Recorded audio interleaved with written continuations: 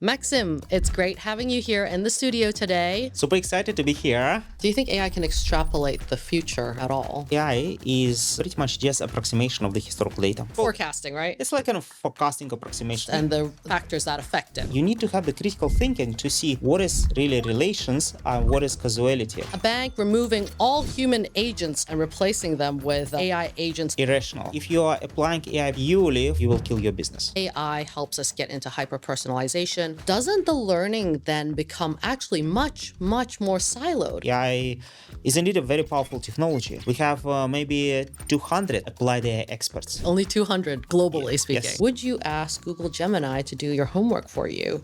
No, it will be cheating. Nothing much has changed. Do you think they will ultimately outperform humans entirely? That's a fantastic question.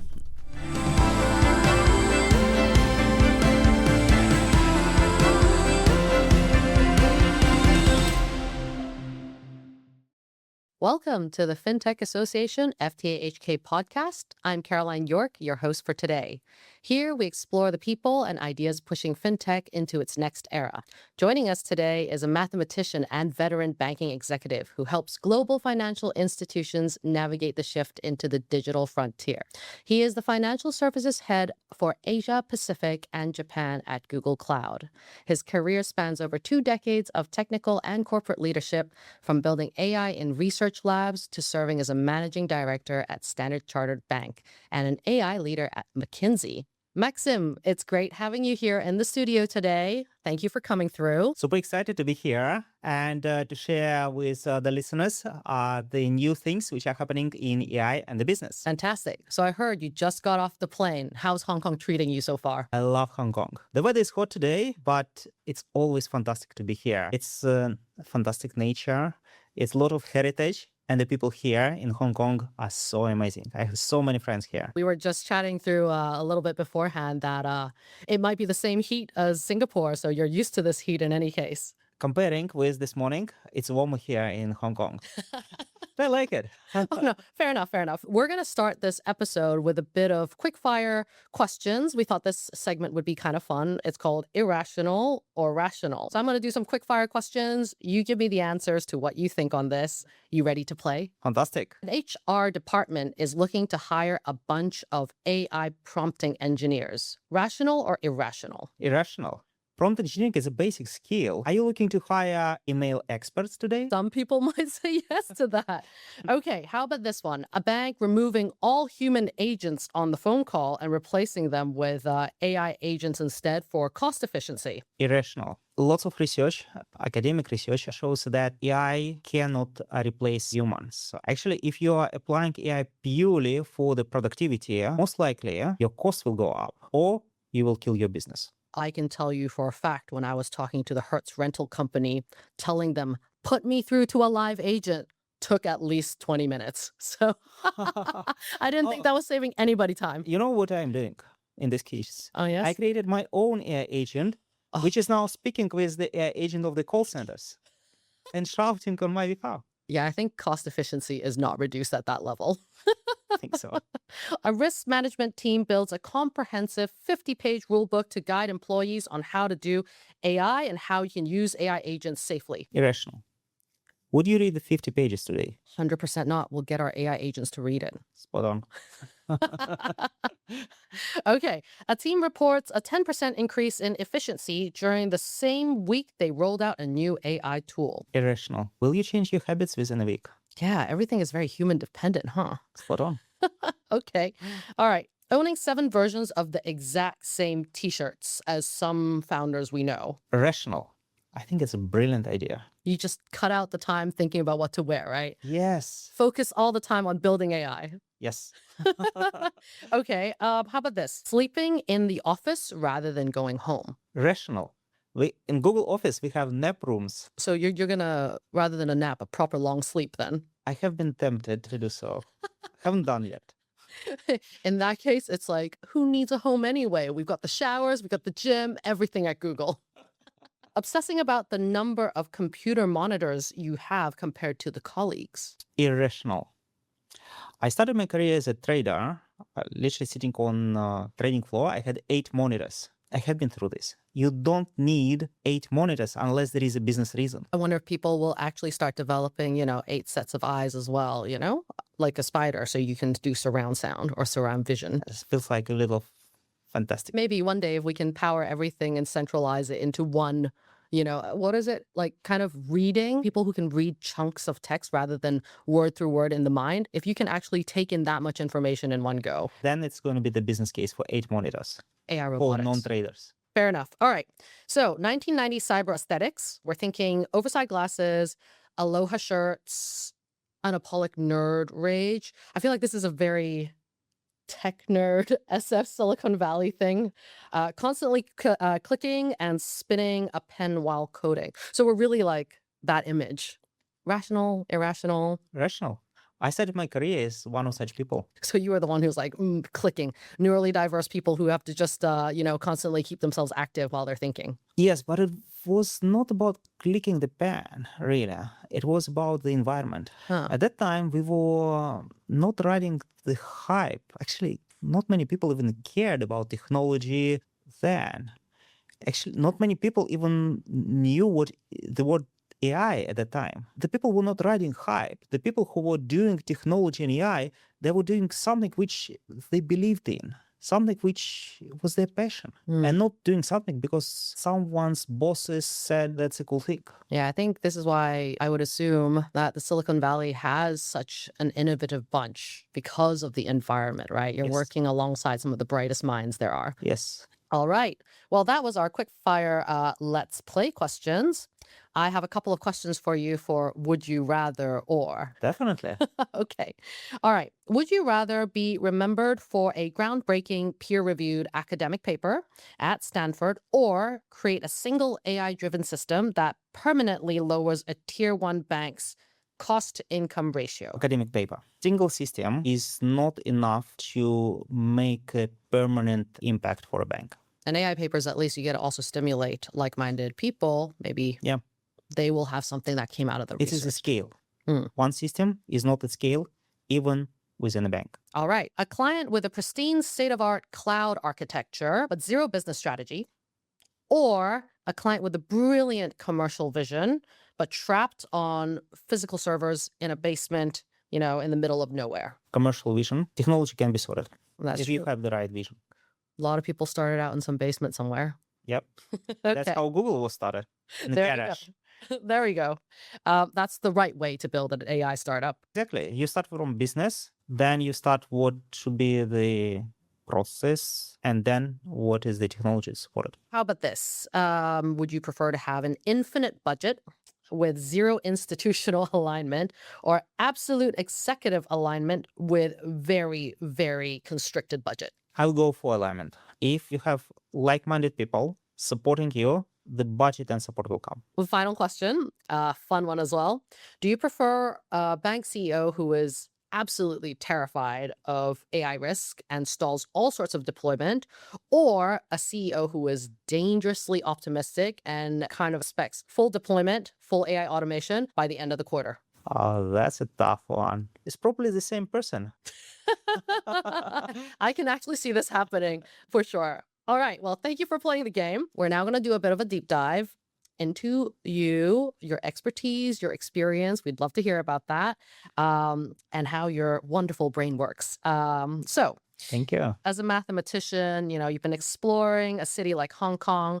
Are you constantly analyzing things around you? Like, how do you see the world? Or are you able to turn that off? Hong Kong is so beautiful that it's so easy to get disconnected and just simply fall in love with some of the buildings here. So when you look at the buildings, though, are you thinking, wow, that's some great geometry right there? That's like a wonder, a stunning, an edifice of all mathematical solutions and problems, right, in a building? For some modern buildings, yes. But if you look at more century-old buildings, more like the British period ones, then you can see, wow, there is so much history, heritage, so much memories, attention, books, which I have been reading in my childhood about the Hong Kong, about the history.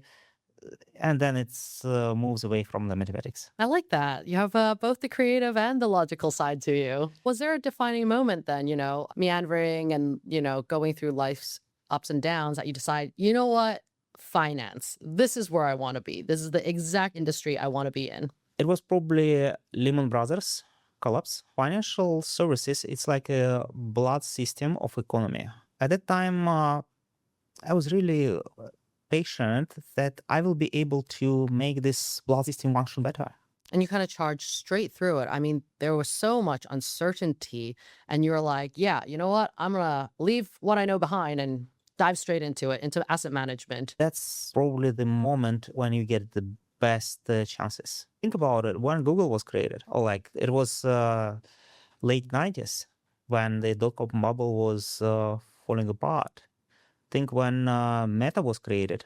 It was early 2000 when technology was a little not that hot after the dot-com bubble.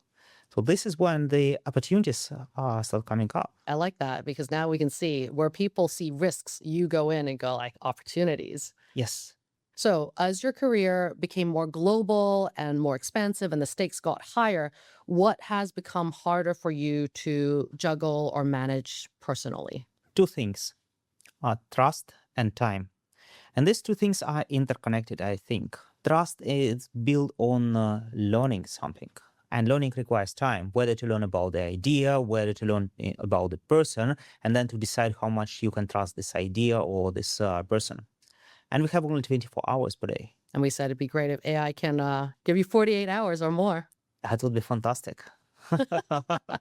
So considering you're always surrounded by tech, right? Do you do any interesting analog, maybe manual hobbies to keep your mind sharp or to give yourself a little bit of downtime? I love hiking.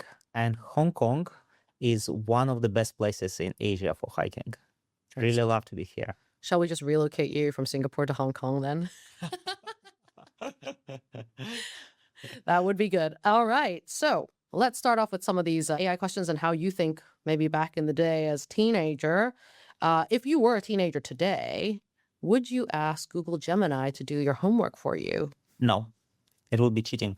Oh, really? But I feel like these days, a lot of the kids seem to be using that for varying purposes. Do we need work citations? It's for the kids to decide strategically how they want to approach their education. Because when solving the math problems or writing an essay about some book which you have read, it's not about submitting the answer to the teacher. It's actually about learning the critical thinking.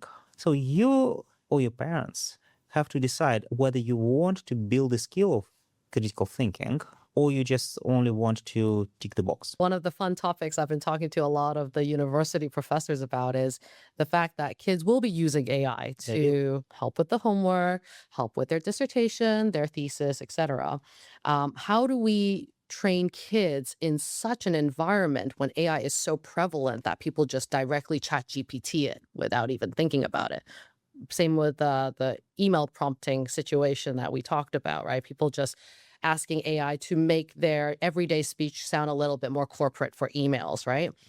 And I heard from the professors that one of the ways they're doing it is actually to ask the kids, because you can't prevent it. You might as well just go into it, right?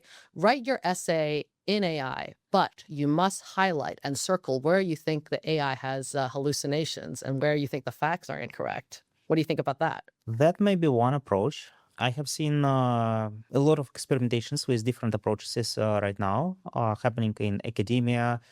I just been last month at Stanford meeting lots of professors who I have been working with when I was doing my PhD there, engaged with a lot of discussions, research topics with professors here in Hong Kong and Singapore.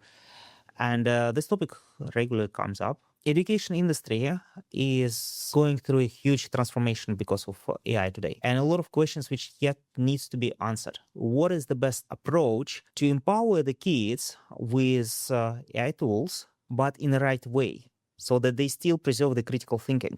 I mean, that is also a big fear of mine when we over-rely on AI at work. I do find that my cognitive thinking seems to be slowing down a little bit when I over-rely on AI. It also calls to questions on, with AI possibly replacing a lot of roles, what are we training up our kids to do? I'm big believer in that when kids go to school, they're learning something more than just a book, and they're learning more than just receiving the knowledge. I can give my personal example from school.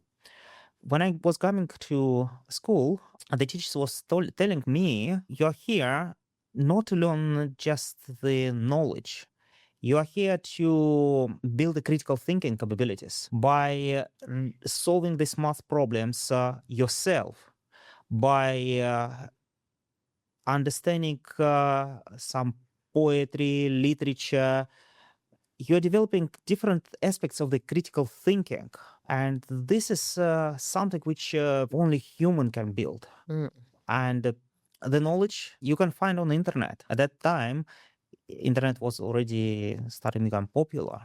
But at school, you are building ability to think beyond the boundaries. Right. And this is what today's education needs to emphasize probably, importance of this in the era of AI. Yeah, I do find that the current level of AI has limitations when it tries to parse through kind of human lived experiences and find a new connection to all the learning. Because I think what's great about our brain, right? It's just the neural network itself is it's so complicated, right? The way that our brain jumps from thought to thought is actually not super logical. Would you agree with that statement? Agree.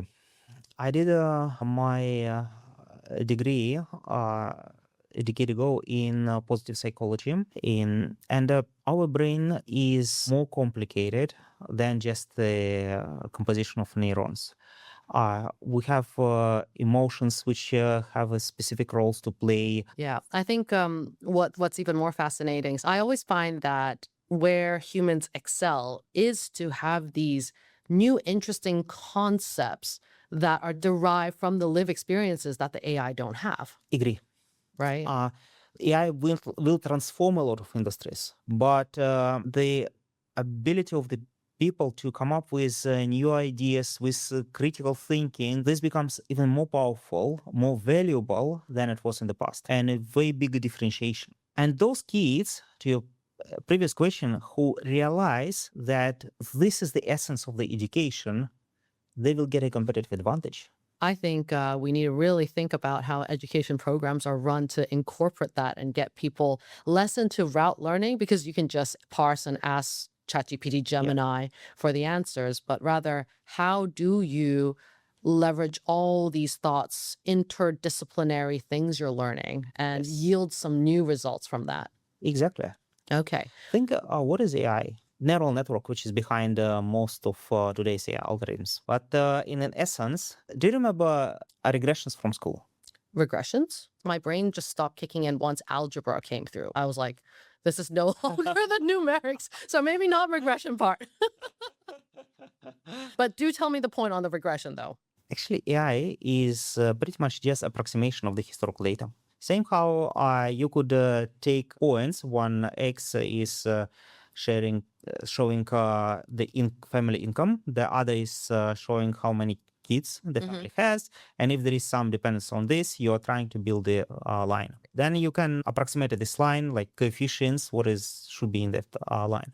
Then you take your family's income, you put in this line, and then you can approximate how many kids on average, a family like yourself would have. Right. So it's kind of forecasting, right? It's like kind of forecasting approximation, etc.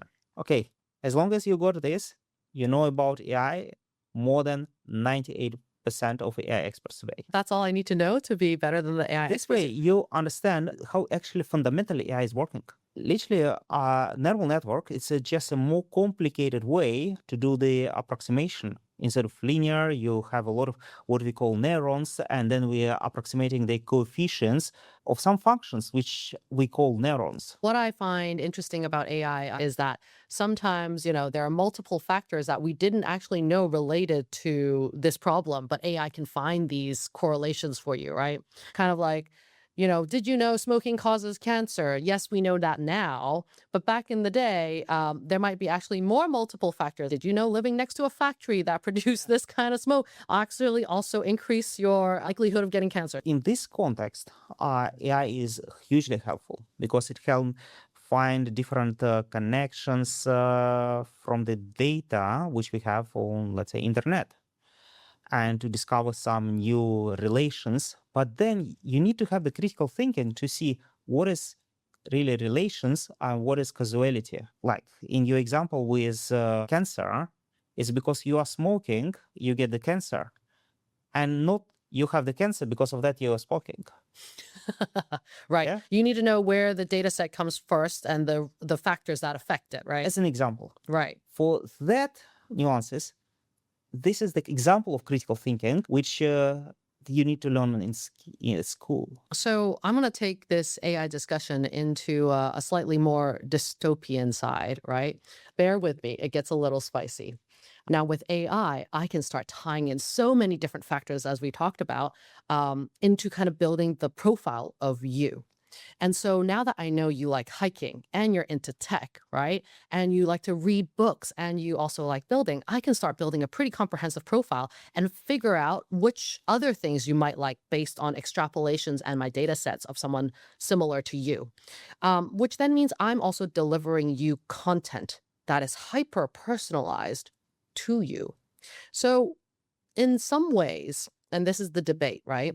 As AI helps us get into hyper-personalization, and we know how ads, reels, social media all feeds into this, doesn't the learning then become actually much, much more siloed? Because the information that you generally don't like reading and don't like looking into gets siphoned off, and you only see what you want to see.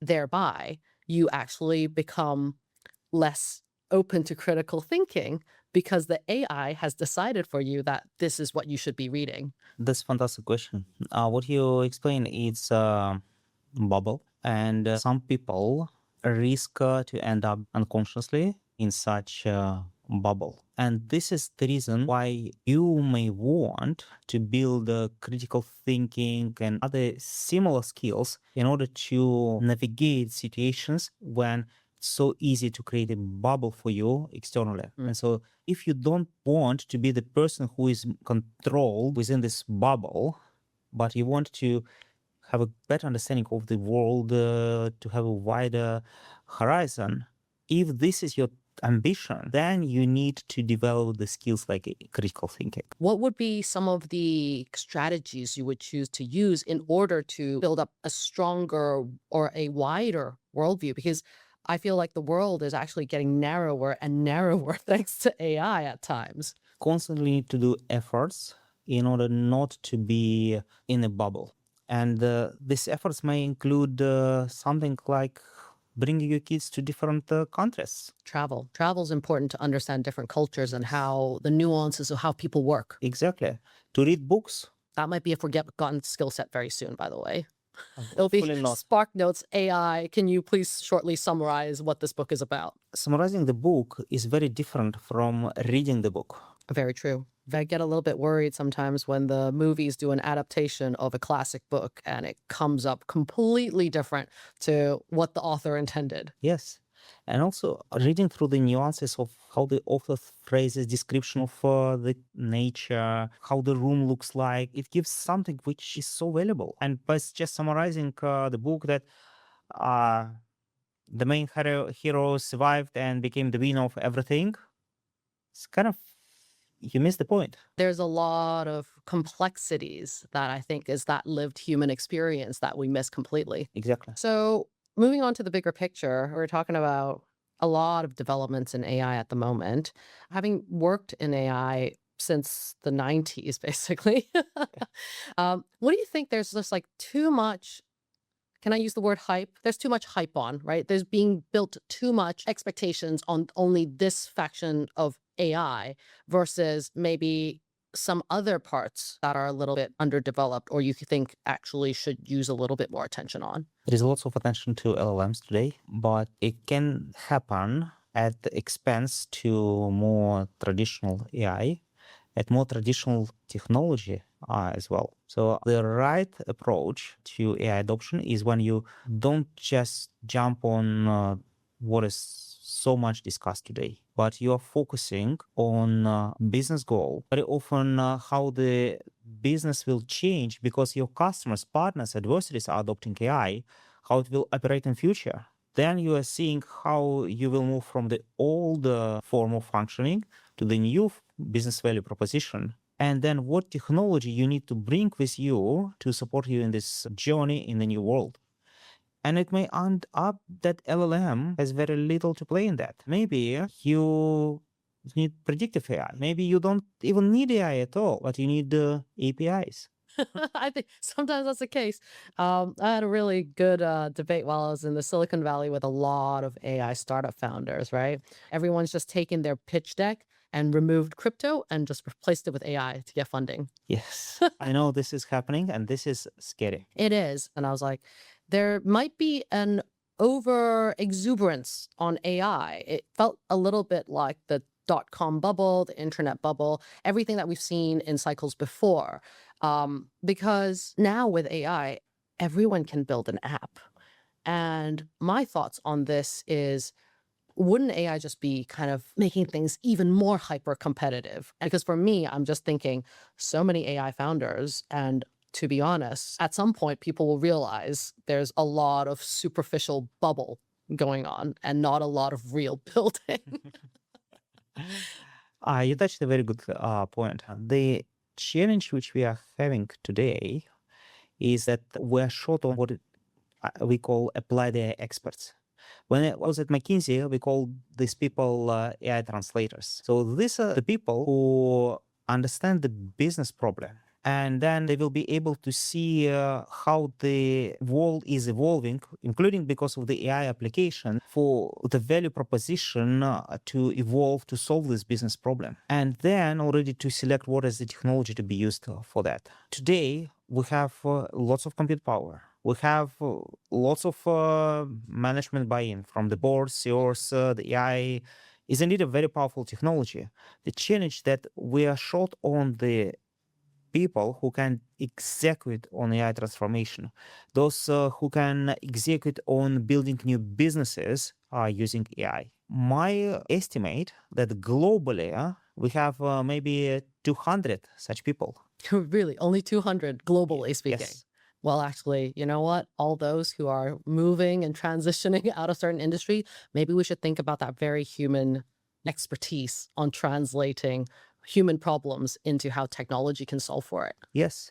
You cannot take a ESG specialist and say, hey, ESG is not a very hot topic today. So you take a 2 weeks class on AI and you now become AI expert. It doesn't work like this. You need a person who has the right talent, the person who has years of experience, the person who has right passion. And there are very few such people. This has been so refreshing that we still need people to do the work and that AI is not going to replace us all. Very pro-human. I think that's the best way. AI and humanity has to just come together in a more collaborative way. Very good point. Actually, my personal belief is this is where we are moving to. Stanford has just already a few years back has established a human-centered AI lab, and a lot of other universities are moving in the same direction. So this human-centered AI interaction, this is probably going to be the next key thing for our society to focus on. I was just reading the news today, and every week the AI news is so different, like the vast leaps in it. And the most recent news was, I think they decided to put the AI agents built on different systems from, DeepSeek to Gemini to ChatGPT, all the AI agents, and make them run a society. And it was very interesting to see this test in a test environment. And the results came through, right? That AI agents can corrupt each other too. Yes. So I think for sure there still needs to be a lot of guardrails in place. There still needs to be human agency driving certain matters. So I think this part is heartening to hear. Actually, you working at Google Cloud to say so. I'm curious to hear your thoughts because Google is a big, well-known U.S. corporate. You work here in APAC. Are you seeing some sort of differences or, in fact, nuances of the Western versus Asian side of the AI developments, right? And in today's AI race. I feel that Asian organizations, maybe year or two, maybe even 3 years, are ahead of their peers in developed markets in terms of AI adoption. Many of, let's say, financial institutions in developed markets, they have built their tech stacks in 50s, 60s, and this legacy baggage really drags them down when it comes to bringing up new technologies. Other factors which help Asia is highly friendly regulatory environment. HKMA, MIS, RBI, they're all looking for each other, and they want to have their countries to be leaders in AI adoption. In a good sense, they're a little competing between themselves. Good competition never hurt anybody. Exactly, exactly. Another factor is young population. Average age of population here in Asia is about 30 years. When we take developed markets, US, Europe, it's 40, 45. So most of the people here, they grew up with their mobile phones in their hands, and they demand enterprises to adopt. So it also motivates the faster change and overall, this region has been in the constant adoption, change, evolution over the past 2 decades, progressing. It's this adoption of something new, taking wrong out, taking the best, how to integrate, to make it work. This becomes like a part of the DNA over those years. I love it. We're feeling very bullish on APAC as well, I can see. I am. Now, would love to play another round of games with you, or we're going to call this AI Mythbusters. Okay. And I will throw some questions at you, and you tell me if it's a myth or a fact. And we can, if you feel like it, we can stop there a little bit and deep dive a little bit further into this. Okay.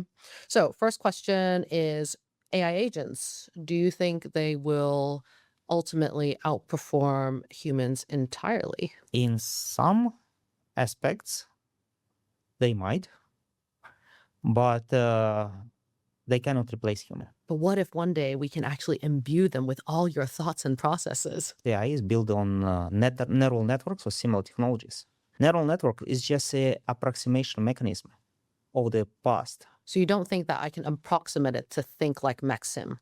I can't model it so that it would more likely, these are Maxim's choices if I give it to the AI and I start training it on your sometimes irrational behavior as well. It will be like Maxim as of today. It'll need a constant upgrade and patches to make sure it grows with you. This is an ad hoc question. I wonder if AI can predict, certain failings, because usually it's after a huge failing that we actually then up the compliance. When I was in trading, we had always to say the past experience is not a predictor of what is going to be in the future. And AI is literally trained on the past. Do you think AI can extrapolate the future at all? It's going to be forecasting, but still trained on past data. In order to predict the future, you need to build some abstraction inside of your brain. This technology cannot build abstractions by its nature. I never really thought about that. That's critical thinking as part of ability to build the abstraction. I wonder if we could actually imbue AI with selected approximation points based on our own abstractions and see if they can do predictive AI that way. That's what they call AGI. So far, they haven't progressed because the technology is the same which existed 30 years ago. Nothing much has changed. I love it. The hype is here. Here's another myth-busting question, or we should say factual or myth. AI failures are becoming more expensive than the AI developments themselves. Fact. AI deployment, which is done wrong, can create way more damage than a potential gain from AI for that organization. Is this in real life already happening? There are such examples. I guess that gives us some more to chew on for anyone trying to execute AI at the moment. That's why you need to have applied experts, the people who can deploy AI in the right way. You don't want to just get a random person trained for 2 weeks and say, I trust you, here is huge budget, get AI for me. Do you think that we should have a sandbox to test out first before you roll it out completely? Sandbox is one of the tools to get it right, but it is not sufficient. It's not 100% foolproof as well. You can create a fantastic pilot sandbox, but when you're rolling out, you will encounter so many things which outside of what can be tested in the sandbox. So basically what we should be telling the CEO is A, budget for your applied experts. B, also as a as a emergency fund, plus minus 15% for the budget for any possible setbacks. Potentially, there are different approaches how it can be handled, but you definitely need to start with applied experts. This technology is enormously powerful, comparable to nuclear weapons. But if you don't know how to use the nuclear technology, you can get a lot of damage. If we actually treat AI as a nuclear technology, we would actually implement a lot more safety guardrails than what we have now. Okay, next one. Banks need a centralized data lake before they can succeed with Gen AI. It's a myth. Some of the banks, they need to clean their data to build data lake. I know some banks who started building their data lake 2 decades ago, and they're still building it. They say there's just not enough water in the lake, not enough data in the lake. That's not clean enough. Takeaway here is just get started. Get started, yes, but quickly get the learnings and get the right people on board who can guide your organization in the right way. And what these people will do, they will first look into the business. So how AI adoption by the customers, partners, adversaries is changing the value proposition for banking. Then they will look how to do the transformation, how to get workflows changed, how to get the decisions delegated to your employees. Because unlike in the past where we could operate the banks by the rule books, in agentic AI world, the environment is changing so fast that your rule books will get outdated by the day they are published. Yeah. So this transformation is the second piece. And the third one is the technology. What is the right technology? Whether it's AI or agentic AI or traditional AI or something else. And the problem is that you need to stitch all these three things, business transformation and technology, in one head because they're so much interconnected. I throw in the fourth one, the strange human element. It's one thing to have all of that, but adoption, getting people to understand the technology. That's part of transformation. I think even then, each of the organizations, I think the take-up rate would be very different. It very depends on how you approach the AI journey. Whether it's for pleasing the management or it's really helping for the employees, for the customers to solve their problem. I'll have to ask for you the question, right? You actually have a certificate for positive leadership and transformation. So we talk about transformation a lot. So how do you manage people who think AI will be stealing their jobs? Lots of academic research shows that AI is not stealing the jobs. It is internal politics and wrong decisions by the management. This is what is stealing the jobs. Someone mentioned to me that it may be a strategically bad decision to lay off a lot of staff and hope that AI will take over their roles because there's a 2-layer approach to this. A, someone still needs to operate the AI as it's also being onboarded. But B, all of those experts you have let loose into the world now, they have on hand expertise from your company, armed with the ability to vibe code. So technically, they can come up with many, many different versions of David challenging the Goliath. I can tell you more. So a lot of companies start developing AI tools to literally outsource their costs to their customers. But some of those companies risk that customers, as they themselves adopt AI tools, they will question, why do I even need to pay to that company? Because then I will build my own AI to do exactly that. Especially given that, let's say, 80% of the things already has been outsourced on me. When your value proposition has shifted to the customers themselves. As a cost saving.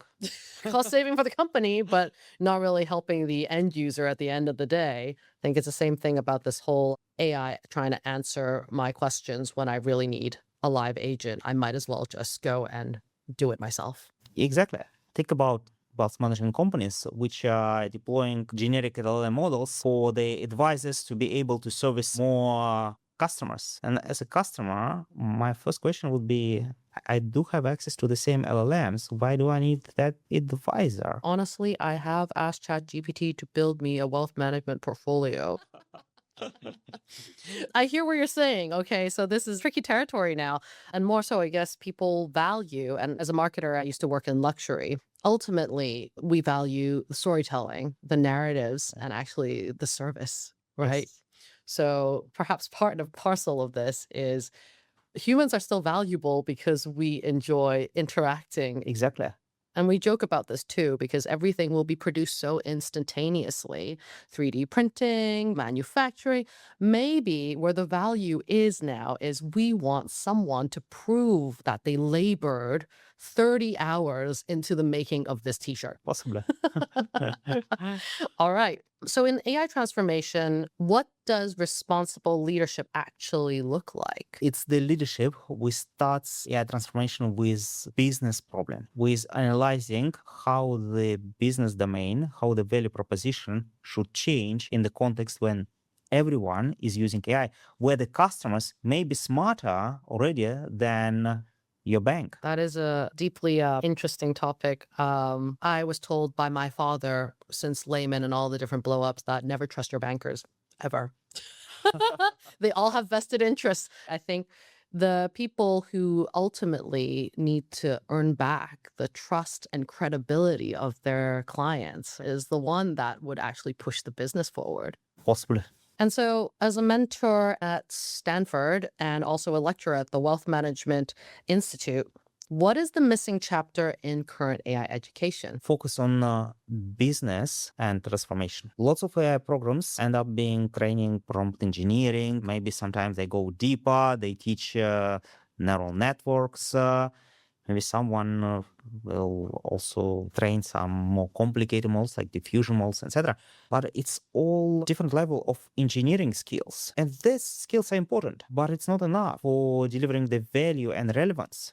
You also need in the same head to have ability to understand how the business will evolve. And this is what, for example, you can learn in subjects such as economics, mathematics, game theory, mechanism design. And the third element to that is actually the transformation. These are the skills which you learn, let's say, working in consulting, how to come to the client to drive the change, how the process needs to be changed, how to incentivize the people to change. The worst thing is to come to your organization and say, hey guys, here is a new tool. We believe you will become 30% more productive because of that tool, and we'll cut 20% of you. The answer will be from the employees, most likely, that the tool is horrible, even if the tool is great. It's a buy-in as well there. There should be a combination of these three things. Ability to think strategically in terms of the value proposition, ability to get the people on board, drive the transformation, and understanding of the technology. I'm going to give you a statement where you're supposed to ...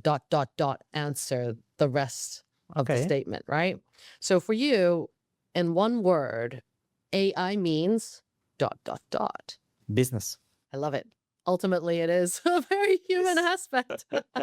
I'm so glad to have you with us. Thank you for having me. Looking forward to continue our discussions. Yeah, 100%. Max, thank you so much for joining us today. Hearing about your journey from research labs to your time leading AI transformation at McKinsey and Standard Chartered and now at Google Cloud has been truly fascinating. It's a perfect example of human stories driving the industry forward. We believe in the power of unexpected pairings and candid dialogue that goes beyond business. And we'll continue to look past the hype to find the people building things that truly matter here in Hong Kong. That was Maxim Afanasyev on the FTAHK Podcast.